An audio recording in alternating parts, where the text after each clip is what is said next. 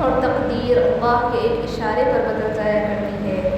ہم کن صرف پڑھتے ہیں لیکن فیکن پر یقین نہیں رکھتے، جبکہ اللہ اور انسان کے درمیان سب سے گہرا رشتہ یقین کا ہی تو ہے۔ تم تو توکل تو رکھو، وہ بہتر لے کر بہترین دے گا۔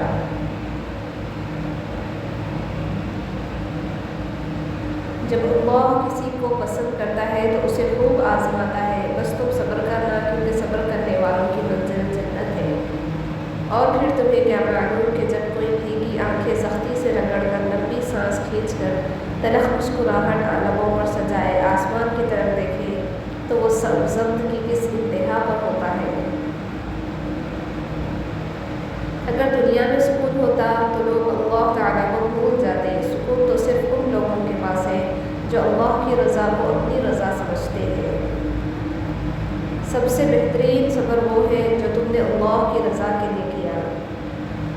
اپنی سب راز اللہ کو بتایا کرو، اس سے بڑھ کر پردہ رکھنے والا کوئی نہیں۔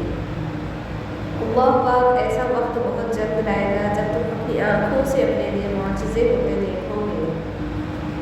زندگی میں دو چیزوں کی کمی انسان کو اذیت میں ڈالتی ہے، ایک رات کی نیند، اگر نیند نہیں تو چہرہ بگڑ جاتا ہے، دوسرا من پسند شخص میسر نہ ہو تو